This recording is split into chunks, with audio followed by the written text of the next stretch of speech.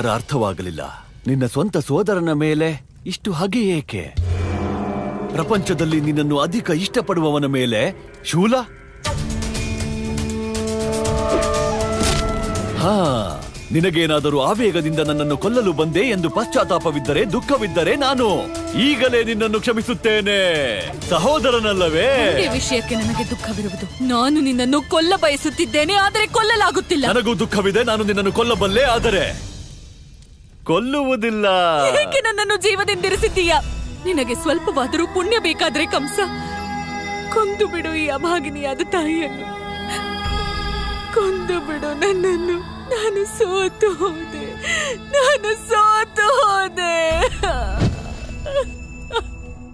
ಯಾವಾಗ ಪ್ರಭು ಮತ್ತೆ ಮಾತೆ ಭೇಟಿ ಆಗ್ತಾರೋ?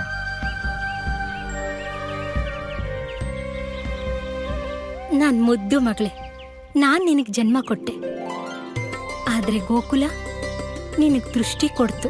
ಇಲ್ಲಿಂದ ಹೋಗಕ್ ಮನ್ಸೇ ಇಲ್ಲ ಅಲ್ವಾ? ಆದ್ರೆ ನಾವೀಗ ಬರ್ಸಾನಕ್ ಹೋಗ್ಲೇಬೇಕು ಮಗಳೇ, ನಡಿ.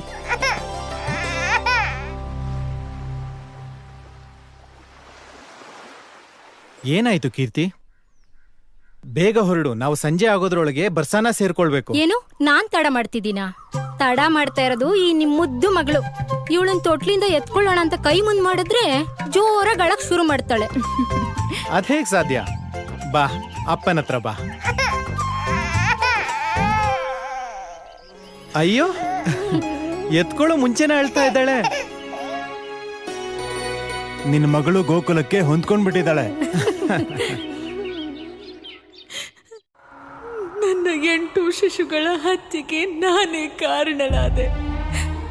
ನಾನು ನನ್ನ ಅಷ್ಟಮ ಶಿಶುವನ್ನು ಕಂಸನಿಗೆ ನೀಡುವ ವಚನವಿದ್ದಿದ್ದಕ್ಕೆ ಇಷ್ಟೆಲ್ಲ ದುರ್ಘಟನೆಗಳಿಗೆ ಕಾರಣಳಾದೆ. ನನ್ನಂತಹ ಅಭಾಗಿನಿ ಪಾಪಿಗೆ ಬದುಕುವ ಯಾವ ಹಕ್ಕು ಇಲ್ಲ ಮಹಾರಾಜ.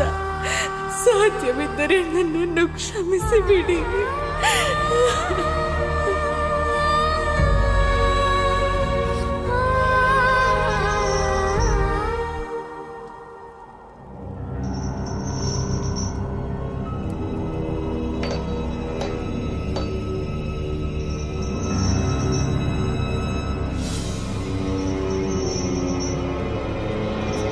ದೇವಕಿ,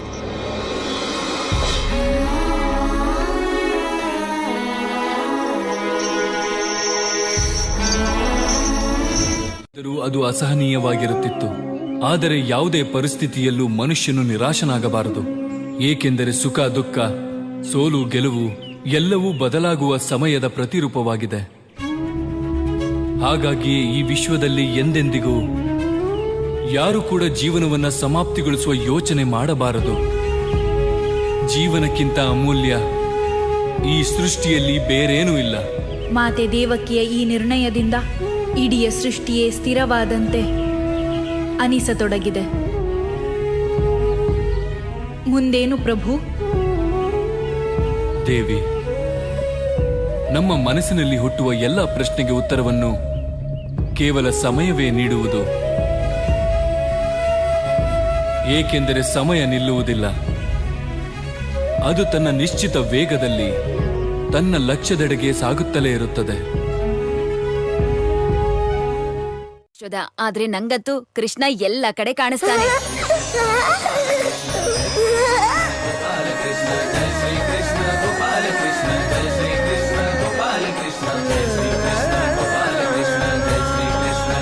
ಒಂದು ಕ್ಷಣದಿಂದೆ ನಾನು ಅವನನ್ನ ಇಲ್ಲೇ ಎಲ್ಲೋ ನೋಡಿದ್ದೆ.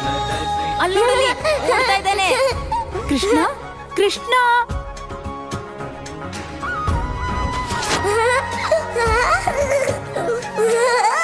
ಕೃಷ್ಣ,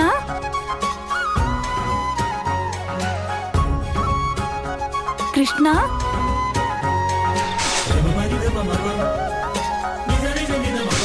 ಕೃಷ್ಣ.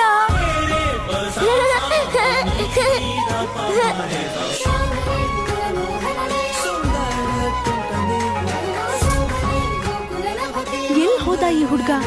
ಈಗ ತಾನೇ ಇಲ್ಲೇ ಇದ್ನಲ್ಲ. ಒಂದ್ಸಲ ನನ್ ಕೈಗೆ ಸಿಗ್ಲಿ, ಆಮೇಲೆ ಮಾಡ್ತೀನಿ ಅವನ್ಗೆ.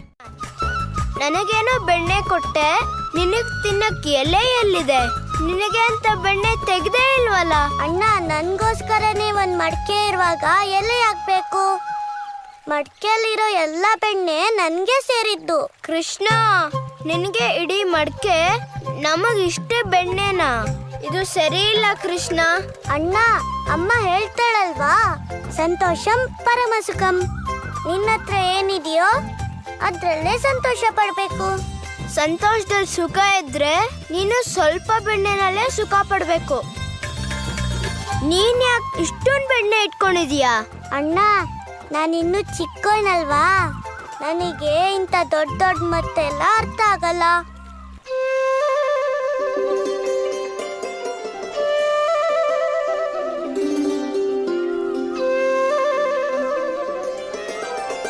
ದಾಮ, ಯಾಕೆ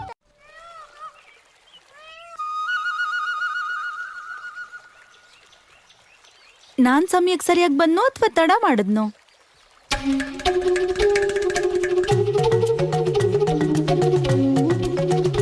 ಅಮ್ಮ,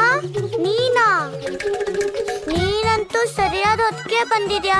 ನನ್ ಗೆಳೆಯರ ಹತ್ರ ಇದನ್ನೇ ಹೇಳ್ತಿದ್ದೆ, ನಮ್ಮಮ್ಮ ನನ್ನ ಹುಡ್ತಾನೇ ಇರ್ಬೋದು ಅಂತ. ಅವ್ರು ನನ್ನ ಮಾತೆ ಕೇಳ್ದೆ ಇಲ್ಲಿಗೆ ಕರ್ಕೊ ಬಂದ್ರು. ಏನಂದ್ರು ಗೊತ್ತಾ? ನೀನ್ ಬೆಣ್ಣೆ ತಿಂದಿಲ್ಲ ಅಂದ್ರೆ ನಾವು ಬೆಣ್ಣೆ ತಿನ್ನಲ್ಲ ಅಂದ್ರು. ಹೌದಾ? ಎಲ್ಲಿ ನಿನ್ ಗೆಳೆಯರು? ನನ್ಗಂತೂ ಯಾರು ಕಾಣಿಸ್ತಿಲ್ವಲ್ಲ. ಅಮ್ಮ, ಇಷ್ಟೊತ್ತು ಇಲ್ಲೇ ಇದ್ರು, ಈಗೆಲ್ಲ ಹೋದ್ರು ಏನೋ. ಹೌದಾ? ಅವ್ರು ಎಲ್ಲಿಗ್ ಬೇಕಾದ್ರೂ ಹೋಗ್ಲಿ, ನೀನೀಗ ಮನೆಗ್ ಬಾ. ನಿನ್ಗೆ ಮನೆಯಲ್ಲೇ ಬೆಣ್ಣೆ ತಿನ್ನಿಸ್ತೀನಿ. ಇಡೀ ದಿನ ಅಡಿಗೆ ಮನೆಯಲ್ಲೇ ಇರ್ಬೇಕು, ಆಗ ಬುದ್ಧಿ ಬರುತ್ತೆ ನಿನ್ಗೆ. ನಡಿ.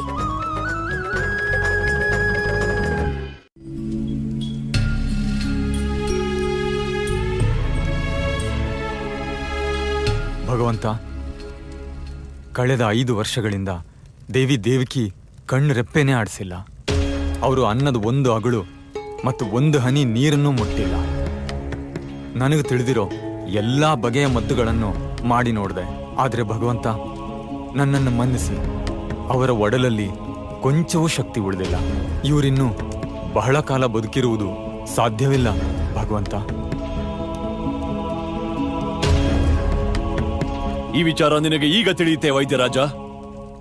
ಕಳೆದ 5 ವರ್ಷದಿಂದ ನಾನು ಇದನ್ನೇ ಯೋಚಿಸುತ್ತಿರುವೆ. ಇಷ್ಟು ಎತ್ತರದಿಂದ ಬಿದ್ದರೂ ಕೂಡ ನನ್ನ ಸೋದರಿ ಹೇಗೆ ಬದುಕುಳಿದಳು ಎಂದು. ಇವಳ ಶ್ವಾಸ ಇನ್ನೂ ಚಲಿಸುತ್ತಿದೆ. ಈ ಚಮತ್ಕಾರ ಹೇಗಾಯಿತು?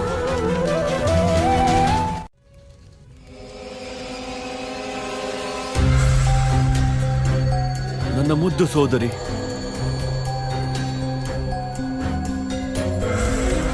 ನೀನು ನನ್ನಿಂದ ಮೃತ್ಯು ಭಿಕ್ಷೆಯನ್ನು ಕೇಳಿದ್ದೆ. ಆ ಸಮಯದಲ್ಲೇ ನಾನು ನಿನ್ನ ಪ್ರಾರ್ಥನೆಯನ್ನು ಆಲಿಸಿದ್ದರೆ ಇಂದು ನೀನು ಒಂದೊಂದು ಉಸಿರಿಗೂ ಸಂಘರ್ಷ ಪಡಬೇಕಿರಲಿಲ್ಲ. ನಿನ್ನ ಈ ದೆಸೆಗೆ ನೀನೇ ಸ್ವಯಂ ಕಾರಣಕರ್ತೆ. ಜನ್ಮವೆತ್ತಿದ ಕೂಡಲೇ ನೀನು ಅಷ್ಟಮ ಶಿಶುವನ್ನು ಕೊಟ್ಟಿದ್ದರೆ ನಿನಗೆ ಈ ಜೀವನ ಮರಣದ ಬಂಧನದಿಂದ ಎಂದಿಗೋ ಮುಕ್ತಿ ಕೊಡುತ್ತಿದ್ದೆ ನಾನು. ಆದರೆ ಈಗ ಸಮಸ್ಯೆ ಎಂದರೆ ನಿನ್ನ ಮಗ ಎಲ್ಲಿಗೆ ಹೋದ? ಎಲ್ಲಿ ಅವಿತು ಕುಳಿತಿದ್ದಾನೋ ನನ್ನ ಮುದ್ದು ಅಳಿಯ ಅಳಿಯ ಅಳಿಯ ಕಂಸ. ನೀನು ನಿನ್ನ ಅಂತಿಮ ಸಂಸ್ಕಾರದ ತಯಾರಿ ಮಾಡಿಕೋ ಕಂಸ. ಏಕೆಂದರೆ ಎಲ್ಲಕ್ಕೂ ಮೊದಲು ನೀನು ಸಾಯುತ್ತೀಯ.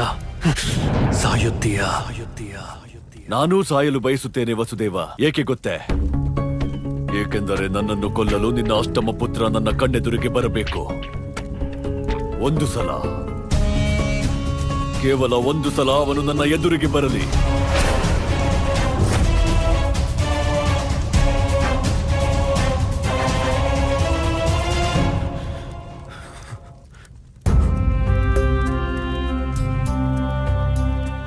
ದೇವಕಿ, ನೀನು ಅಗ್ನಿ ಸಾಕ್ಷಿಯಾಗಿ ನನಗೆ ವಚನ ನೀಡಿದ್ದೆ. ನೀನು ನನ್ನನ್ನು ಬಿಟ್ಟು ಒಬ್ಬಳೆ ಹೋಗಲಾರೆ. ನೀನು ಜೀವಂತದಿಂದಿರಬೇಕು ದೇವಕಿ. ನೀನು ಬದುಕಲೇಬೇಕು.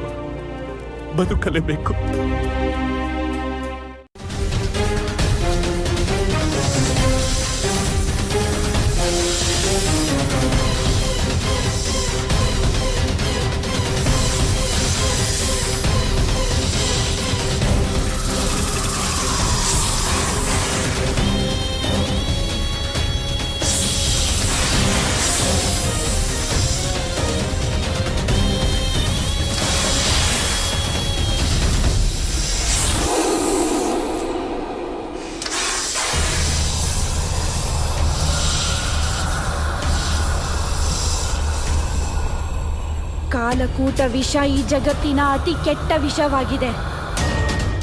ಈಗ ಗೋಕುಲದ ಬಾಲಕರು ಮೃತ್ಯುವಿನ ನಿದ್ದೆಗೆ ಜಾರಲಿದ್ದಾರೆ. ಶಾರದೆ, ನಿಂಗಿನ್ನೂ ನಿದ್ದೆ ಬಂದಿಲ್ವಾ? ನನ್ಗೂ ನಿದ್ರೆ ಬರ್ತಿಲ್ಲ ಶಾರದೆ. ಇದು ಯಾವ ಮಾಯೆಯೂ ಅಲ್ಲ. ಇದು ಒಂದು ಪ್ರಾಣಿಯಿಂದ ಇನ್ನೊಂದು ಪ್ರಾಣಿಗಿರುವ ಸತ್ಯವಾದ ಪ್ರೇಮ ಭಾವ ಅಷ್ಟೇ. ಒಬ್ಬ ಬಾಲಕನ ನಿಷ್ಕಲ್ಮಶ ಪ್ರೇಮ. ಹಾಗೆ ಪ್ರೇಮಕ್ಕೆ ಭಾಷೆಯ ಅಗತ್ಯವಿಲ್ಲ. ಯಾವುದೇ ಪ್ರಾಣಿಯ ಭಾವನೆಗಳಲ್ಲೂ ಯಾವ ಅಂತರವೂ ಇರುವುದಿಲ್ಲ. ಈ ಸಂಪೂರ್ಣ ಸೃಷ್ಟಿ ನನ್ನದೇ ಅಲ್ಲವೇ? ಜಗತ್ತಿನ ಎಲ್ಲ ಜೀವಿಗಳಲ್ಲೂ ನಾನೇ ನೆಲೆಸಿದ್ದೇನೆ. ಹೀಗಾಗಿ ಯಾವುದೇ ಪ್ರಾಣಿಯ ಮನದ ಮಾತು ಅರಿಯಲು ಅಥವಾ ಯಾವುದೇ ಪ್ರಾಣಿಗೆ ನಮ್ಮ ಮನಸ್ಸಿನ ಮಾತು ಅರ್ಥ ಮಾಡಿಸಲು ಶಬ್ದಗಳದ್ದಲ್ಲ, ಕೇವಲ ಭಾವನೆಗಳ ಅವಶ್ಯಕತೆ ಇರುತ್ತದೆ. ಸತ್ಯವಚನ ಪ್ರಭು, ಸತ್ಯವಚನ. ಹೀಗೆ ಒಬ್ಬ ತಾಯಿ ಏನು ಹೇಳದಿದ್ದರೂ ತನ್ನ ಮಮತೆಯ ಕಾರಣದಿಂದ ತನ್ನ ಶಿಶುವಿನ ಮನಸ್ಸನ್ನು ಅರಿತುಕೊಳ್ಳುತ್ತಾಳೆ. ಹಾಗೆಯೇ ನಂದಪುತ್ರ ಕೂಡ ಕರುವಿನ ಭಾಷೆಯನ್ನು ಅರಿಯದಿದ್ದರೂ ಅದರ ಮನದ ತಳಮಳವನ್ನು ಅರಿತಿದ್ದಾನೆ. ಆದ್ರೆ ಶಾರದೆ ಎಲ್ಲಿ ಬೆಣ್ಣೆ ತಿಂತಾಳೆ?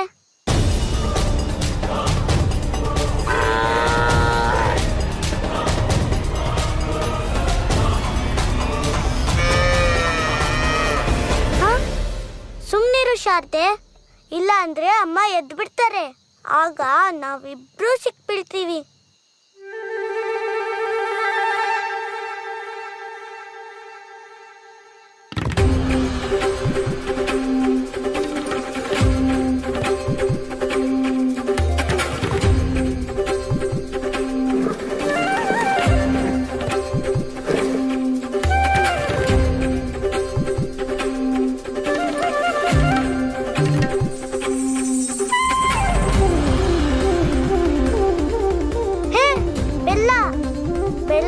ಶಾರದೆಗೆ ತುಂಬಾ ಇಷ್ಟ.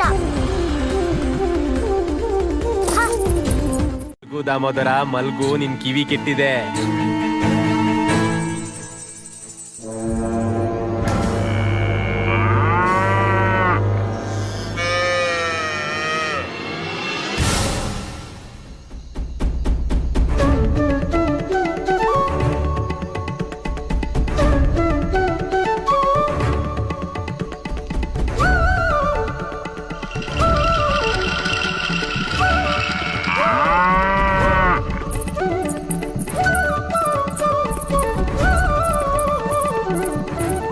ಶಾರದೆ, ನಿಂಗಿಷ್ಟ ಆಗಿರೋ ಬೆಲ್ಲ ತಿನ್ನು.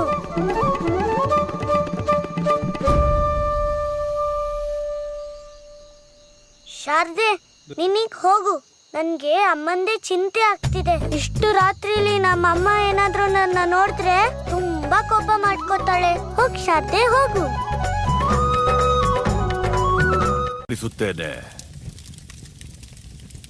ಪೂತನಿಯನ್ನು ಜೀವಂತವಾಗಿ ಬಿಟ್ಟ ತಪ್ಪು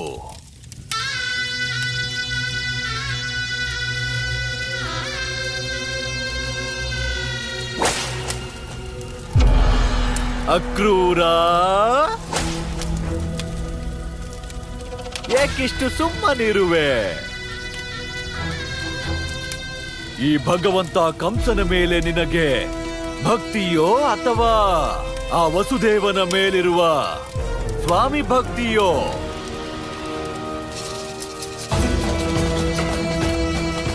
ಬಹಳ ನೋವಾಗುತ್ತದೆ ನನ್ನ ಸೋದರಿ ದೇವಕಿಯನ್ನು ನೋಡಿದಾಗ ಮತ್ತು ಆ ನಿನ್ನ ದುರ್ಬಲ ಮಹಾರಾಜ ವಸುದೇವನನ್ನು ಕಂಡಾಗ.